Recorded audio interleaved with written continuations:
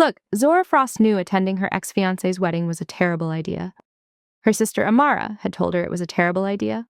Her best friend from architectural school, who'd moved to Seattle 3 years ago but still texted her daily, had sent her a string of 12 texts in all caps, explaining exactly how terrible an idea it was. She went anyway. Because sometimes a woman needs to prove to herself that she's moved on, that she's fine, that sitting in the Versailles Grand Ballroom, complete with gold leaf ceilings and crystal chandeliers and marble floors that reflected a better version of herself back at her. Watching Silas Vance marry into Chicago's commercial real estate aristocracy doesn't hurt anymore. Spoiler alert, it still hurt. Table 17 was her assigned seat. Not with family, not with the wedding party, not even with the college friends section. Table 17 was the miscellaneous acquaintances who had to be invited for political reasons section, tucked conveniently near the kitchen doors where catering staff could rush past her, carrying trays of champagne that cost more than her monthly car payment. She'd left Kai with Amara. Her 7-year-old son had been disappointed. He'd wanted to wear his fancy navy suit from the consignment shop and see what he called a real castle wedding. But Amara had been firm. "You're not traumatizing my nephew by making him watch your ex marry money," she'd said. "He's staying here, we're building Legos, and you're going to this wedding alone so you can leave whenever you want." Amara was smart like that. Zora had arrived at 6:15, alone, 30 years old, single mother, wearing a burgundy dress she'd altered herself because the original hem had started to fray and she couldn't justify buying a new dress for this. Silas's mother, Eugenia Vance, had spotted her immediately in the receiving line. Her expression had been exactly what Zora had expected. Polite horror, carefully concealed. "Zora, how lovely to see you." Her smile hadn't reached her eyes. "Silas mentioned you might come. So brave of you." Brave, as if attending a wedding required courage instead of just poor judgment and stubborn pride. Silas himself had barely acknowledged her. Just a quick nod, his attention already moving to the next guest. His bride, Anya Whitmore, was everything Zora had expected. Blonde, beautiful, born into the kind of wealth that came with its own zip code. Her family owned half the commercial developments in the greater Chicago area. Zora's family? Well, she and Amara split the rent on Amara's apartment when things got tight. She sat at table 17 during cocktail hour and tried to look like she belonged. Like she wasn't mentally calculating whether the chicken dinner she'd eaten, that cost the venue probably $40, could have covered Kai's upcoming field trip fee. Like she wasn't hyper-aware that her dress was 2 years old and her shoes were from Target and her clutch was borrowed from Amara. Eugenia found her. Of course she found her. "Zora, darling, you look well." She'd appeared beside the table like a designer-clad ghost. "Still doing freelance architectural work. How creative. And Kai is with Amara. I suppose childcare is so expensive these days. Although I'm sure you manage." The subtext was clear. Zora was managing. Barely. Unlike her son, who'd moved on to someone who didn't have to manage. Eugenia drifted away to greet people who mattered. Zora sat there and tried not to feel like the failure everyone thought she was. The architectural designer who'd won a prestigious student competition 5 years ago, and then nothing.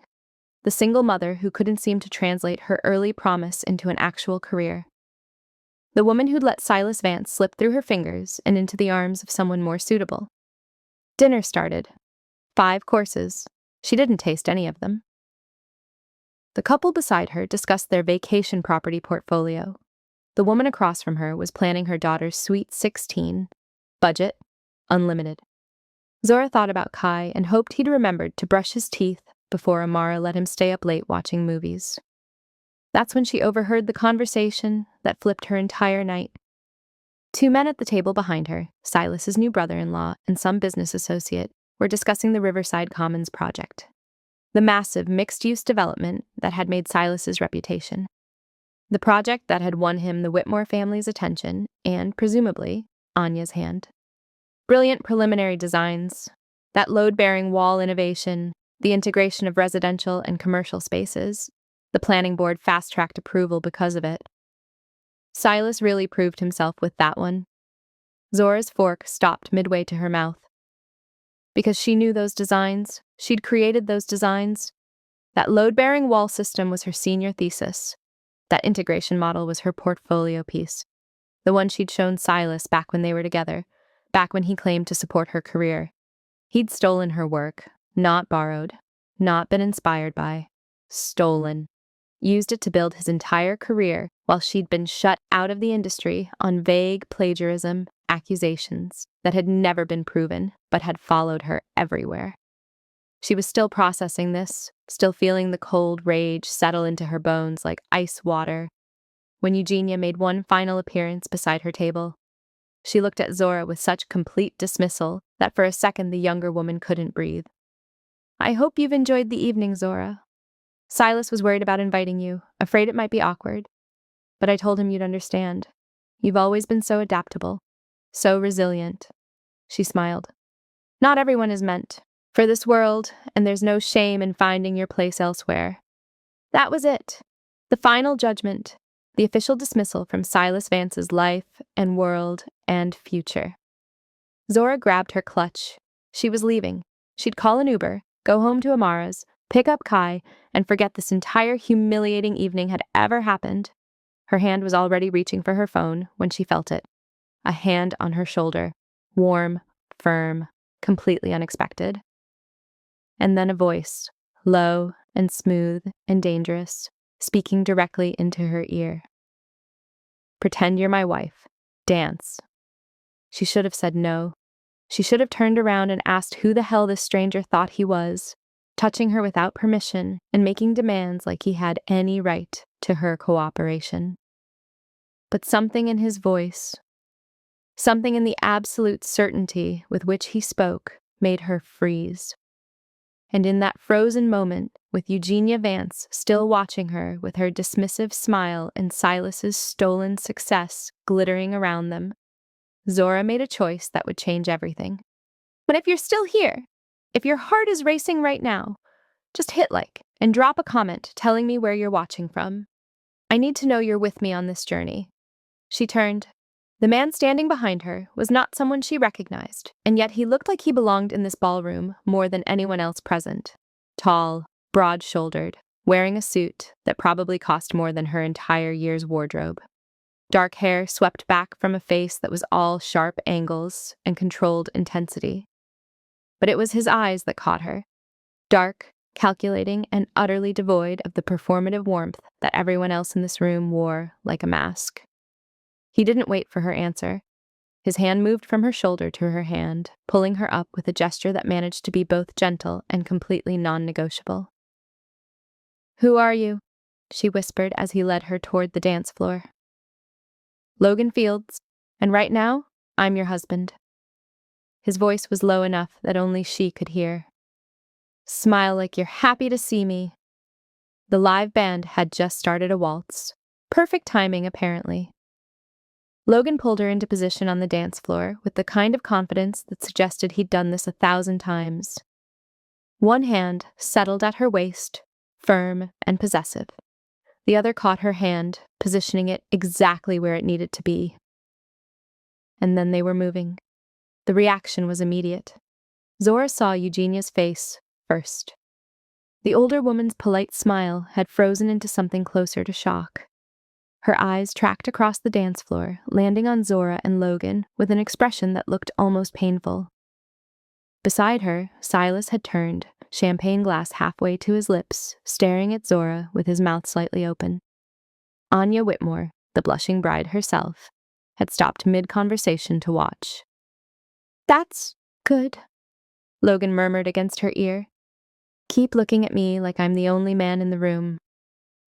"I don't understand what's happening," Zora said, trying to maintain the smile he'd demanded. "You don't need to. You just need to follow my lead." He spun her gently, positioning them so his back was to the far corner of the ballroom. "There! Perfect sightline." She glanced up at him, confused. "Sightline to what?" "The host of this wedding, Anya's father, Marcus Whitmore. He's in the corner with 2 associates. I'm here for a meeting with him, not a wedding. You're providing me cover." His hand tightened slightly at her waist, guiding her through another turn. "Act like we're in love. It's the best shield I could ask for." A shield. Not a date, not even a real dance partner, just a convenient prop. The strange thing was, it didn't feel like being used. It felt like being protected. His hand at her waist was steady, anchoring her. His movements were precise, controlled, guiding her through the waltz with an expertise that made her feel graceful, despite her Target shoes and borrowed clutch. Silas had never made her feel like this.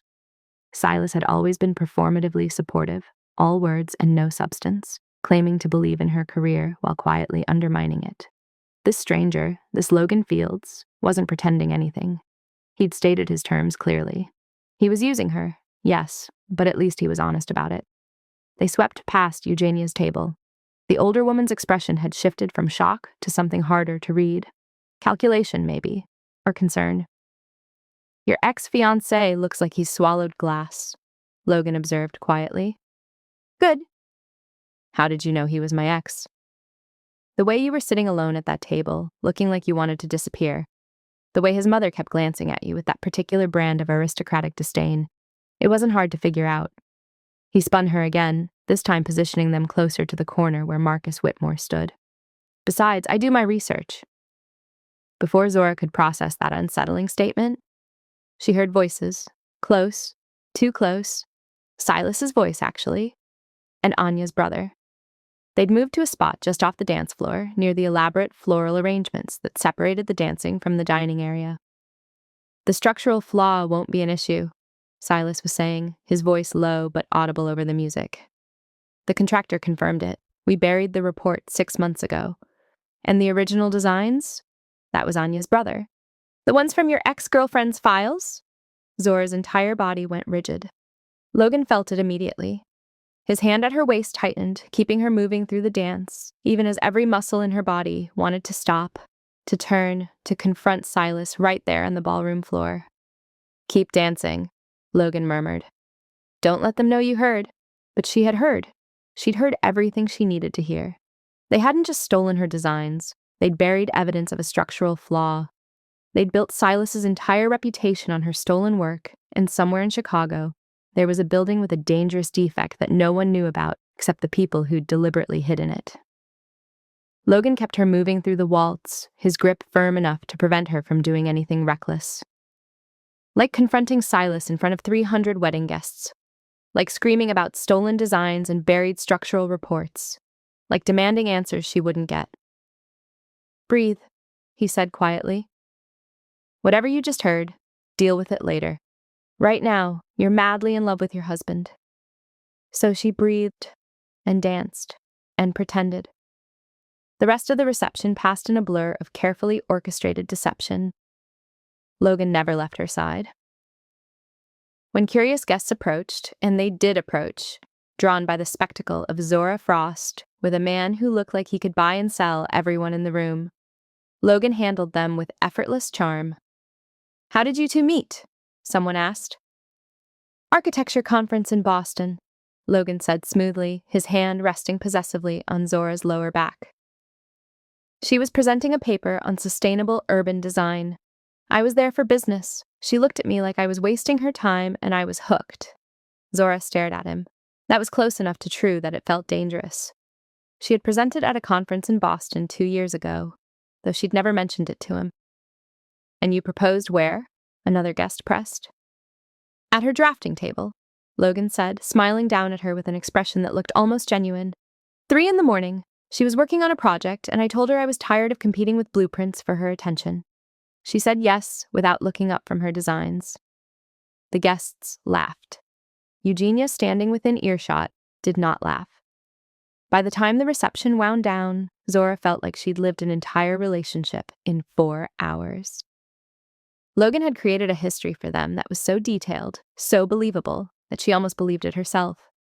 The coffee shop they supposedly frequented, the argument they'd had about whether to get a dog, the vacation to Portland that had ended with both of them sick from bad seafood. It was intimate in a way that terrified her.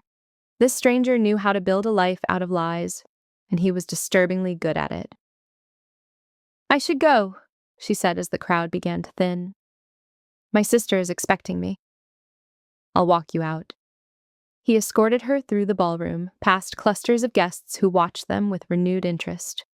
Past Silas, who looked like he wanted to say something but couldn't quite figure out what. Past Eugenia, whose expression had shifted from dismissive to calculating. The valet brought her taxi around. Not a car service, not an Uber, an actual yellow taxi that Zora had scheduled because it was cheaper. Logan opened the door for her, his expression polite and distant. The warmth from inside had evaporated. "Thank you for the dance, Mrs. Fields." That should have been it. A strange evening with a stranger who'd used her as a convenient prop. She should have climbed into that taxi and never looked back. But her phone buzzed. She glanced down at the screen, a text from Amara. No words, just a photo. Zora's apartment building, taken from Amara's window across the street. And in the foreground, two men. Dark suits, dark expressions. Standing on the sidewalk, staring up at Zora's apartment with the kind of focused attention that made her blood run cold. She showed Logan the phone without thinking. "My sister just sent this." His reaction was immediate and terrifying. The polite distance vanished. His entire body language shifted into something predatory and efficient. He took her phone, zoomed in on the photo, and his jaw tightened. "When was this taken?" "Just now, 2 minutes ago." "Logan, who are those men?" He handed back her phone, already pulling out his own. "Get out of the taxi." "What? Get out, now!" He was typing something, his fingers moving fast across the screen. "Those men are Kravchenko's syndicate. They're watching your apartment because they saw us together tonight. They think you're leverage." "Leverage for what?" He looked at her then, and for the first time she saw something close to regret in his eyes. "For me, I'm not a businessman, Zora. I'm not here for a simple meeting. I run the largest crime organization in the city, and the Kravchenkos are my competition. They saw us dancing. They think you matter to me, which means you're now collateral." The world tilted. Crime organization, syndicate, collateral. "My son is at my sister's apartment," she whispered. "Kai is 3 blocks from my building." "I know. I'm sending security there now." He was already moving, one hand on her elbow, guiding her away from the taxi. "But you need to understand what's happening. Those men aren't there to talk. They're there to send a message. And if they can't find you, they'll expand their search." "You're telling me my son is in danger because I danced with you?" "Yes." No apology, no softening, just brutal honesty. "Which is why you and Kai are coming with me now." The black SUV arrived in less than 3 minutes. Not a taxi, not an Uber. A vehicle with tinted windows and a driver who looked like he could break someone in half without breaking a sweat. "Dorian," Logan said by way of introduction. "He's going to get your sister and your son." Zora grabbed Logan's arm. "I'm going with him." "No, you're staying where I can see you. Dorian is the best at what he does. Trust him." Trust. Such a simple word for an impossible request, but she didn't have a choice. She watched Dorian climb back into the SUV and disappear into Chicago traffic.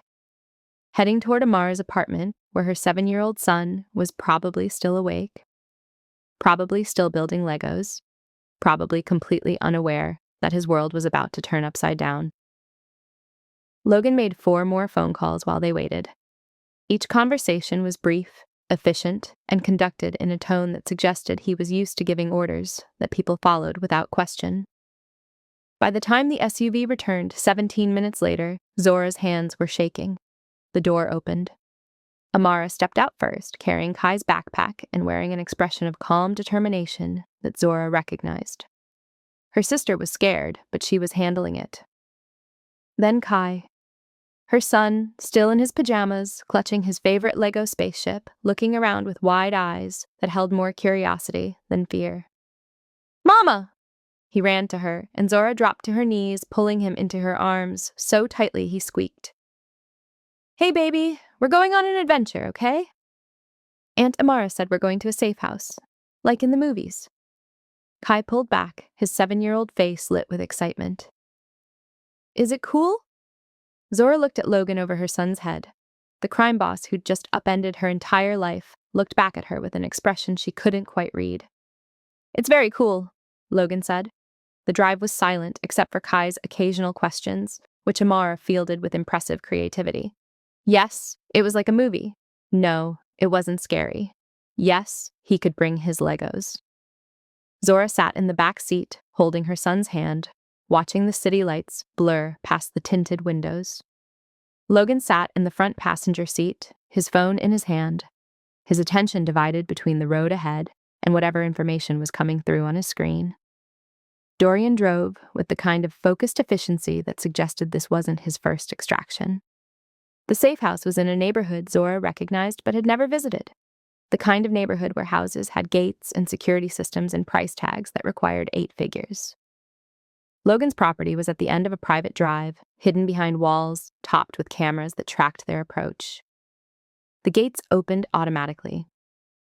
"Welcome to the fortress," Amara muttered. She wasn't wrong. The house was beautiful, modern glass and stone, but the security was unmistakable. Cameras everywhere, motion sensors, guards who appeared from the shadows as they exited the vehicle, checking the perimeter with military precision. "Whoa!" Kai breathed. "This is like Batman's house." "Close enough," Logan said, leading them inside. The interior was even more impressive than the exterior. High ceilings, expensive art, furniture that looked like it belonged in a museum. Zora's entire apartment could have fit in the entryway. "Upstairs," Logan said. "Second door on the right. That's your room. There's a connecting room for Kai. Amara, you're across the hall." "How long are we staying here?" Zora asked. "Until it's safe." "And when will that be?" "When I make it safe." He looked at Kai, who was staring around the entryway with wide eyes. "Hey, kid, you look tired." "I'm not tired," Kai lied, yawning. "Your room has a TV, and I think there might be some new Lego sets up there. Someone left them earlier." Logan's expression softened slightly. "Want to check it out?" Kai looked at Zora for permission. She nodded, and he took off toward the stairs, Amara following close behind. That left Zora and Logan standing in the massive entryway, alone. "New Lego sets," Zora said quietly. "Dorian has kids. He made a stop on the way to your sister's place." Despite everything, despite the fear and confusion and anger, Zora felt something crack in her chest. This man, this criminal, had thought to buy her son toys while organizing an emergency extraction. An hour later, after Kai had explored his new room and built half of a Lego police station and finally crashed into sleep, Zora found Logan in what appeared to be his office. He was standing by the window, looking out at the grounds, a glass of something amber in his hand. "He's asleep," she said from the doorway. "Good." Logan didn't turn around. "We need to talk about the rules." "Rules?" "This is temporary. A week, maybe 2, until the Kurchenkos back down, or until I can negotiate a truce. You don't leave the property without my permission. You don't contact anyone outside without clearing it through me first. And you don't ask questions about my business." "And if I break the rules?" He turned then, and the look in his eyes was colder than she'd seen all night. "Then your son pays the price. Not because I'd hurt him, but because the people watching this house, waiting for a mistake, definitely would." 3 days into their confinement, Zora found Logan teaching her son to play chess. They were in the library, a room lined with books that actually looked red rather than decorative. Kai sat across from Logan at an antique chess table, his small hand hovering over a knight, his face scrunched in concentration. "Not that one," Logan said quietly. "Think 3 moves ahead. Where do you want to be, not just where you are now?" Kai moved his bishop instead. Logan smiled, actually smiled, and countered with his rook. Zora watched from the doorway, her heart doing something complicated and unwelcome in her chest. This was the man who'd threatened her with consequences if she broke his rules. The crime boss who'd casually mentioned that people were watching his house, waiting for a mistake, and here he was, patiently teaching her 7-year-old son chess strategy like he had all the time in the world. "Mama!" Kai spotted her. "Logan's teaching me chess. He says I'm a natural." "You have good instincts," Logan corrected. "Natural talent only gets you so far. Strategy gets you the rest of the way." The next morning, they built model ships. Logan had an entire workshop in the basement, complete with precision tools and half-finished projects that suggested this wasn't just a hobby, but a passion. Kai was entranced. They spent 2 hours working on a replica of an old sailing vessel, Logan's large hands guiding Kai's smaller ones through the delicate work. "You're patient with him," Zora said that evening after Kai had gone to bed. Logan looked up from the documents he'd been reviewing. They were in the living room. Amar had already retreated to her room, and the house was quiet except for the distant sound of security making their rounds. "He's a good kid, smart, asks the right questions. He's getting attached to you." "I know." Logan set down his papers. "Is that a problem?" "Yes, because when this is over, when we leave, he's going to ask where you went, and I'm going to have to explain that the man who taught him chess and built model ships with him was temporary, just like everything else in his life." Something flickered across Logan's face. Maybe it doesn't have to be temporary. Before Zora could process that, Logan stood. "I have something to show you. About Silas." He led her to his office, pulled up files on his computer. Documents, design schematics, email chains. "I had my people dig into the Riverside Commons project," Logan said. "You were right. Those designs were yours. Your senior thesis from 5 years ago. Silas submitted them as his own preliminary work to secure the Whitmore contract. And there's more." He pulled up another file. A structural engineering report dated 6 months before the wedding. Red flags everywhere. Load-bearing wall calculations that didn't meet code. Foundation issues that had been noted and then deliberately buried. "Your design was sound," Logan said. "But Silas made modifications to cut costs. Those modifications created the structural flaws. And when the independent inspector caught it, Silas paid him to bury the report." Zora stared at the screen, her hands gripping the edge of Logan's desk. "There are people living in that building. 247 units, occupied for 18 months now. He didn't just steal my work, he turned it into a disaster, waiting to happen." "Yes." Logan's voice was quiet. "And he let you take the fall for it. The plagiarism accusations, the whispers in the industry, those all came from Silas and his connections. He destroyed your reputation to protect his own." Zora felt something break inside her. Not her heart. That had broken years ago when Silas left. This was different. This was the final death of the naive belief that maybe, somewhere deep down, he'd actually cared about her. That maybe their relationship had meant something. "I loved him," she whispered. "I actually loved him, and he used me like I was nothing. You weren't nothing, you were dangerous. You had talent he could exploit, and ambition he could crush. That's why he stayed close. That's why he kept you around even after he'd decided you weren't suitable." Logan's hand covered hers on the desk. "He's a coward who steals from brilliant women because he can't create anything himself." The touch was warm, grounding. Zora looked up at him, this criminal who'd kidnapped her and her son and somehow made her feel safer than she'd felt in years. "Why are you telling me this?" "Because I need you to understand what we're dealing with. The Kravchenkos aren't just watching you because of me. They're watching because they know about Riverside Commons. They know Silas built his reputation on stolen designs and buried violations, and they're planning to use that information. Use it how? Leverage, against the Whitmores, against Silas, against anyone connected to that project. And you're the proof. The original designer, the woman who can testify that those were your plans." Logan pulled up another file. "I'm going to meet with Viktor Kravchenko, negotiate a truce. And I'm going to use you as bait to draw out his spy in my organization." "No." Logan blinked. "No?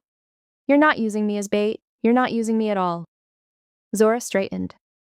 "If you're meeting with Kravchenko, I'm coming with you. And I'm not going as your prop or your shield or your convenient collateral. I'm going as a strategic asset who has information he wants." "Zora, these people are dangerous. So am I. You said I was brilliant. You said I had talent Silas had to steal because he couldn't match it. So let me use it." She met his eyes. "You can't control me, Logan, but you can partner with me. Your choice." For a long moment, Logan just stared at her. Then slowly he smiled. Not the polite smile he'd used at the wedding, not the patient smile he'd given Kai. This was something else entirely, something almost like respect. "Partners," he said. "God help us both." They had 48 hours to prepare.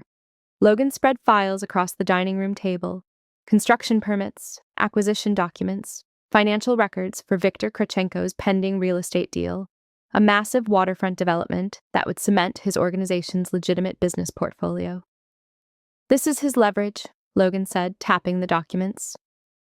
"He's 3 weeks from closing on the Harper's Point Marina project. $60 million.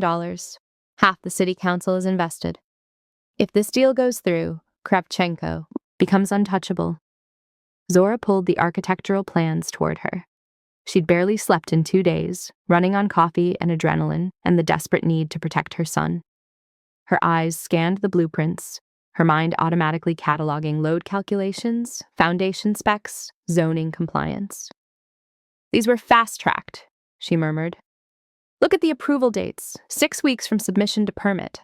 That's impossible for a project this size unless someone paid to skip the review process.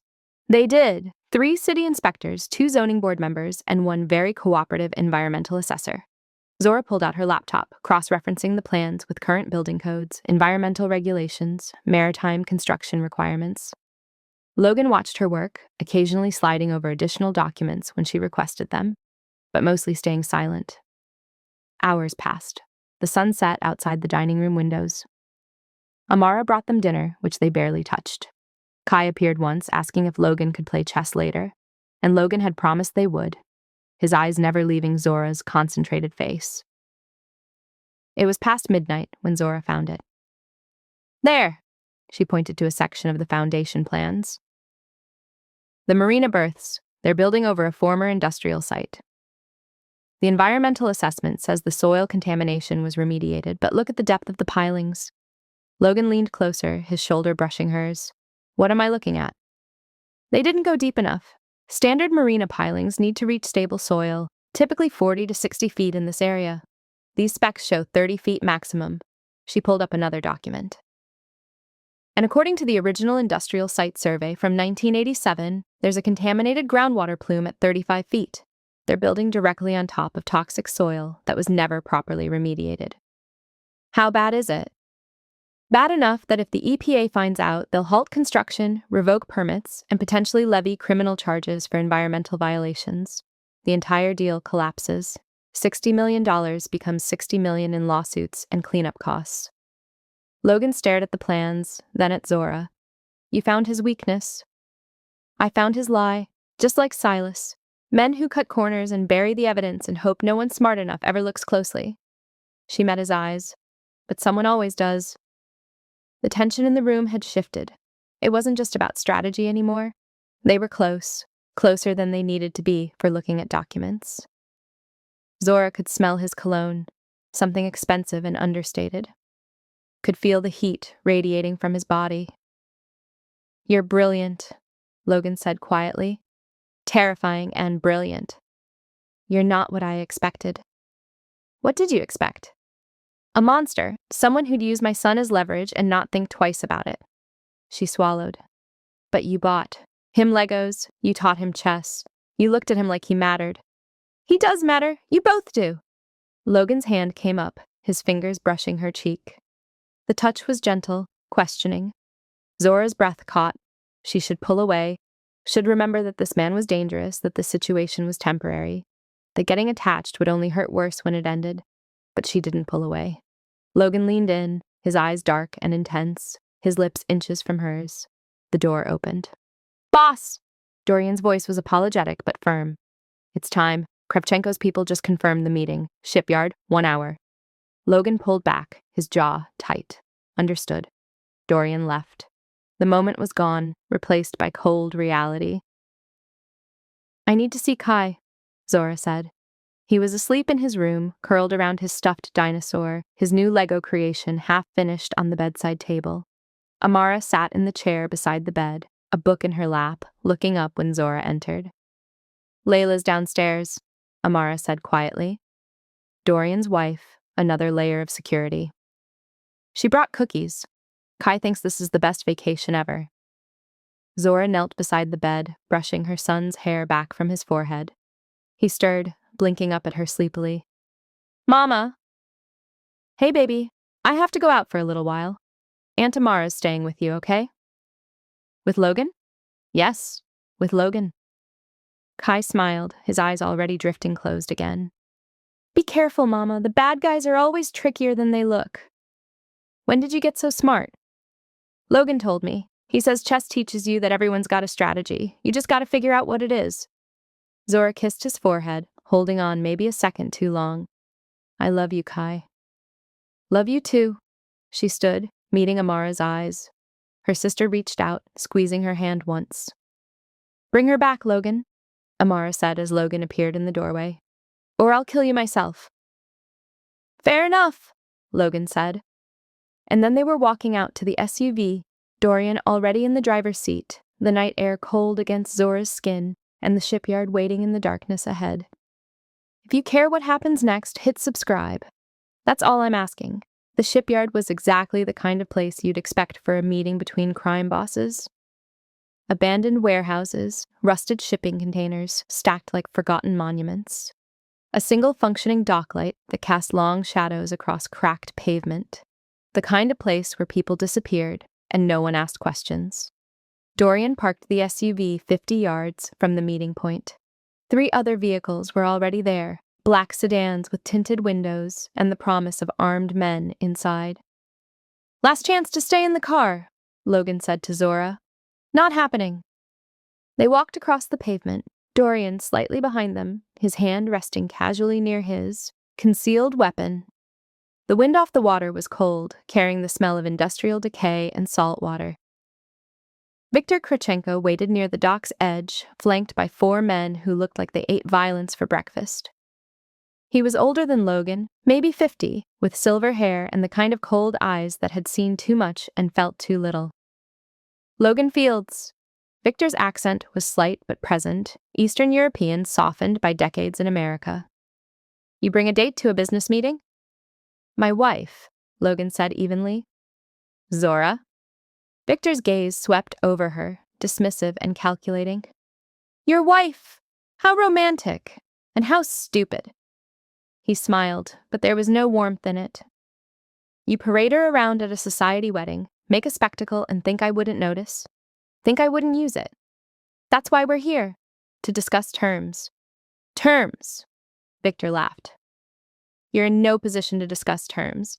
I know where your wife lives. I know her sister Amara works at that coffee shop on Dearborn Street. I know her son Kai goes to Lincoln Elementary, and his favorite teacher is Mrs. Patterson. He pulled out his phone, showed them a photo. Amara, walking to her car yesterday, completely unaware she was being photographed. I could reach any of them before your people could stop me.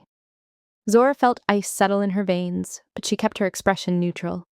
This was the game Logan had warned her about. Intimidation, power plays, the demonstration of reach and resources. You could, Logan said carefully, but you won't. And why is that? Because Zora isn't just my wife.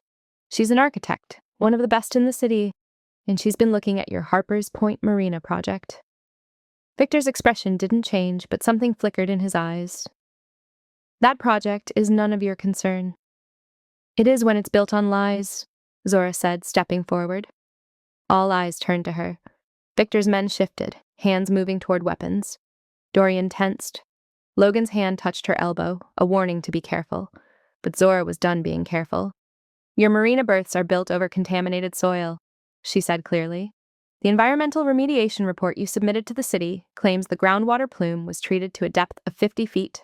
But your foundation pilings only go down 30 feet, which means you're building directly on top of industrial contamination that was never properly addressed. Victor's face remained impassive. Careful, Mrs. Fields. I'm being very careful, careful enough to document everything. She pulled out her phone, showing him the analysis she'd compiled.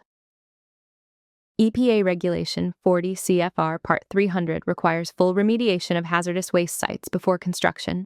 You didn't do that. You falsified reports, paid off inspectors, and hoped no one would look closely enough to notice. You have no proof. I have the original, 1987 industrial survey showing contamination at 35 feet. I have your current piling specifications showing a maximum depth of 30 feet. I have the falsified environmental assessment with signatures from inspectors who've already been flagged for corruption by the state attorney general's office. She stepped closer. I have everything I need to bury your $60 million deal and put you in federal prison for environmental crimes. The silence was absolute. Victor stared at her, his cold eyes reassessing, recalculating. Behind him, his men waited for orders. Beside her, Logan remained perfectly still, though she could feel the tension radiating from him. You're bluffing, Victor said finally. Try me. Touch my sister, my son, anyone I care about, and every document I have that goes to the EPA, the state attorney general, and every major newspaper in the city. Your deal dies, your reputation dies, and you spend the next decade in federal court. Victor's jaw tightened. For a long moment, he said nothing. Then slowly he smiled. Not the cold, threatening smile from before. Something else. Something almost like respect. Logan Fields, he said quietly, never taking his eyes off Zora. You have chosen well. Does that mean we have a truce? Logan asked. It means your wife is off limits, your family is off limits, and you and I will find other ways to compete that don't involve architects with federal evidence. He nodded once. Go, before I change my mind. Logan's hand found Zora's back, guiding her toward the SUV. Dorian moved with them, covering their retreat. No one spoke until they were inside the vehicle, doors closed, engine running. Then Logan pulled her to him and kissed her. It wasn't gentle. It wasn't careful. It was raw and desperate and real. His hands cupping her face, his mouth claiming hers with an intensity that stole her breath. This wasn't pretend. This wasn't for show. This was Logan Fields, crime boss and chess player and patient teacher of 7-year-olds, kissing her like she was the only thing keeping him alive. When they finally broke apart, Dorian was pointedly staring out the windshield, and Logan's forehead was resting against hers. You terrify me, he whispered. Good, Zora said. You should be terrified. Logan didn't waste time. Within 48 hours of the shipyard meeting, every major news outlet in Chicago was running the same story. Architectural fraud, stolen designs, buried safety violations at the Riverside Commons development. Silas Vance's name was everywhere, and none of it was good. The evidence was overwhelming. Logan's people had compiled everything. Zora's original thesis documents with timestamps, email chains showing Silas accessing her files during their relationship. Testimony from a former Whitmore contractor willing to confirm the buried structural reports. The city immediately launched an investigation. The Whitmore family issued a statement distancing themselves from Silas. Anya Whitmore filed for annulment 3 days after the story broke. Zora watched it unfold from Logan's safe house, her laptop open to news sites that kept refreshing with new developments. Part of her felt vindicated. The larger part felt hollow. He wants to see you, Logan said, appearing in the doorway of the office she'd been using. Silas? He's been calling, leaving messages. His lawyer reached out to Dorian. What does he want? Probably to beg, or blame you. Does it matter? Zora closed her laptop. Yes, it matters. I need to see his face when he realizes what he lost. They met at a coffee shop in the Loop, neutral territory, with Dorian watching from a corner table and Logan waiting in the car outside. Silas looked terrible, unshaven, exhausted. His expensive suit couldn't hide the fact that his entire world had collapsed. Zora! He stood when she approached, reaching for her hand. She didn't take it. You have 10 minutes. This is insane. You know it's insane. We can fix this. If you just tell them there was a misunderstanding, that you gave me permission to use those designs. I didn't. Zora, please. They're talking about criminal charges. Anya left me. Her family is suing. My career is over. Good. The word came out colder than she'd intended, but she didn't soften it. You stole my work. You buried safety violations that could have killed people. You destroyed my reputation and my career so you could build yours. And you want me to lie for you now? It wasn't personal, it was business. You have to understand. No, Silas, I don't have to understand anything. She leaned forward. You made a choice. You chose your ambition over my trust. You chose shortcuts over integrity. You chose to hurt me rather than stand beside me. And now you're facing the consequences. You're really going to let them destroy me? I'm not letting them do anything. I'm watching karma work. She stood. We're done. We were done 5 years ago. I just didn't realize it until now. Is this because of him? That man from the wedding, Logan Fields? Silas's expression twisted. You know what he is, right? What he does? And you're choosing him over you? Yes. Every single time. Because at least Logan is honest about what he is. At least he doesn't pretend to care while actively sabotaging everything I've built. She picked up her bag. Goodbye, Silas. I hope the next woman you meet is smart enough to keep her designs locked away from you. She walked out without looking back. The official letter came a week later. The Architectural Review Board had completed their investigation and determined that the Riverside Commons preliminary designs were, in fact, Zora Frost's original work. They were awarding her full credit, back payment for the unauthorized use, and a formal apology for the plagiarism accusations that had derailed her career. The check was substantial. 6 figures, enough to pay off her debts, secure Kai's future, maybe even start her own firm. Zora stared at it, sitting in Logan's office, and felt tears she hadn't expected burn behind her eyes. You're financially independent now, Logan said quietly. You don't need to stay here. Don't need my protection or my resources. You're free. Is that what you want? For me to leave? I want you to have a choice. Real choice, not coercion. She looked up at him, this dangerous man who'd become something she hadn't anticipated, something necessary.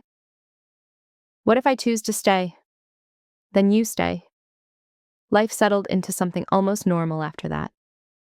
Zora and Kai moved out of the safe house, but stayed close, in a renovated loft in Logan's building, with security that would make Fort Knox jealous. Amara visited often, bringing groceries and gossip and pointed questions about Zora's relationship status that Zora skillfully avoided answering. Kai thrived. New school, new friends, chess club twice a week. And Logan, who appeared for dinner most evenings, who helped with homework and built increasingly complex Lego creations, and taught Kai strategy games that were probably too advanced, but that Kai loved anyway. It was a Tuesday evening, 3 weeks after the settlement, when Kai asked the question. They were cleaning up after dinner, Zora washing dishes while Kai dried, Logan putting away leftovers. Domestic, normal, terrifying in its simplicity. Mama! Kai's voice was careful. Is Logan going to be my forever dad? Zora's hands stilled in the soapy water. Behind her, she heard Logan stop moving. What makes you ask that, baby? Because he's here all the time, and he teaches me stuff, and he looks at you the way dads look at moms in movies. Kai set down the dish he was drying. I want him to be my forever dad. Is that okay? Zora turned, drying her hands, meeting Logan's eyes across the kitchen. He looked vulnerable, in a way she'd never seen before. Uncertain, hoping. Would you want that? She asked Logan.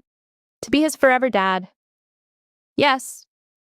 No hesitation, no calculation, just simple, honest truth. If you'll let me. And Zora realized her choice had already been made. Somewhere between the wedding and the shipyard, between chess lessons and architectural plans, between fear and trust and the terrifying leap into love. Then yes, she said. Forever. Logan's yacht, the Oracle, was docked at a private marina that Zora suspected he owned. It was sleek and modern, all clean lines and expensive wood, the kind of vessel that whispered wealth without shouting it. A family dinner, Logan had said when he'd invited them. Just us, no guards hovering, no business calls, just dinner on the water. Kai had been thrilled. He'd spent the entire car ride asking questions about boats and navigation and whether they'd see any fish. Zora had been quiet, her mind churning through possibilities and fears, because this felt significant, deliberate. Logan didn't do anything without strategy, and a private family dinner on his yacht, 3 days after Kai's forever dad question, felt like a move she should have anticipated. The evening was perfect, too perfect. The chef Logan had hired prepared Kai's favorite foods. They ate on the deck as the sun set over Lake Michigan, turning the sky orange and pink and gold. Kai talked nonstop, telling Logan about his science project and his new friend Marcus, and the book he was reading about ancient Egypt. Logan listened like every word mattered, like Kai was the most important person in the world. After dinner, Logan asked Kai to help him with something below deck. They disappeared for 15 minutes while Zora stood at the railing, watching the city lights reflect off the dark water, trying to quiet the anxiety building in her chest. She loved him. That was the terrifying truth. She loved Logan Fields, crime boss and chess master, and the man who'd turned her fake marriage into something desperately real. But loving him meant accepting his world. The danger, the secrets, the knowledge that enemies like Viktor Kravchenko would always be watching, waiting for weakness. Could she do that? Could she bring Kai into that life permanently? Mama! Kai appeared at her elbow, his face bright with excitement. Logan needs you at the bow. Come on! He grabbed her hand, pulling her forward. The bow of the yacht was lit with small lanterns that cast warm light across the polished wood. Logan stood there, his expression serious but soft, and Kai positioned himself right beside him like they'd rehearsed this. Zora? Logan's voice was steady. I need to say some things, and I need you to hear all of them before you respond. Her heart was pounding. Okay. My life is complicated, dangerous. I can't promise you normal. I can't promise you safe evenings without security or vacations without contingency plans. I can't promise that people won't always be watching, waiting for me to make a mistake they can exploit. He took a breath. But I can promise absolute protection for you and Kai. I can promise that every resource I have, every connection, every ounce of power I've built will be used to keep you safe. I can promise that you'll never face danger alone again. Zora felt tears building behind her eyes. I can also promise that I will never lie to you, never steal from you, never diminish what you've built or who you are. I will stand beside you, not in front of you. I will teach Kai everything I know about strategy and chess and how to read people. And I will love you both with everything. I have for as long as you'll let me. He reached into his pocket, pulling out a small box. When he opened it, Zora's breath caught. The ring was extraordinary. A diamond, yes, but set into a band that had been designed to look like an architectural blueprint, complete with tiny etched lines and measurements. It was her world and his, merged into something beautiful and permanent. Zora Frost, Logan said quietly, will you marry me? Will you let me be Kai's forever dad and your forever husband? Will you build a life with me that's complicated and dangerous and absolutely worth it? He looked down at Kai, who was watching Zora with huge, hopeful eyes. Please say yes, Mama, Kai whispered. Please. Zora looked at them. Her son, who'd never had a father and was now standing beside a man who treated him like he hung the moon. And Logan, who'd crashed into her life at a wedding she should never have attended and had somehow become the most important person in her world. Yes, she said. To all of it. Yes. Logan slipped the ring onto her finger. It fit perfectly. Of course it did. He'd probably measured while she was sleeping. Kai launched himself at both of them, wrapping his arms around their waists, laughing and crying simultaneously. Forever Dad! You're my forever dad now! Logan caught him, lifting him up, and then pulled Zora close with his other arm. The three of them stood there on the bow of the Oracle, holding each other while the city lights glittered across the water and the night air wrapped around them. We're a family now, Kai said, his voice muffled against Logan's shoulder. We are, Logan confirmed. Zora looked up at him, this dangerous man who'd bought her son Legos and taught him chess and somehow made her believe in fairy tales again. Not the sanitized versions where everything was safe and perfect. The real versions where dragons existed, but so did knights willing to fight them. I love you, she said. I know. Logan smiled. I've known since the shipyard. You were terrifying and brilliant, and I realized I'd spend the rest of my life trying to deserve you. You already do. They stood there together, 3 people who shouldn't have worked but somehow did. Watching the city Logan controlled and the life they'd built from lies and danger and unexpected love. It wasn't normal. It wasn't safe. But it was theirs, and that was enough. That's it. That's Zora's story. A single mother who went to a wedding alone and left with a family she never expected. But here's the truth. If you didn't like this video, if you didn't subscribe, if you just watched and walked away, then stories like Zora's disappear. No one sees them. No one hears them. And the next single mother fighting for her child, the next woman who needs to believe that broken things can be beautiful, she won't get her story told. So if Zora's journey meant anything to you, if you felt even a fraction of what she felt, then prove it. Like, subscribe, comment with one thing that made you feel something. Because your engagement is the only thing that keeps these stories alive. Don't let Zora's voice disappear into silence.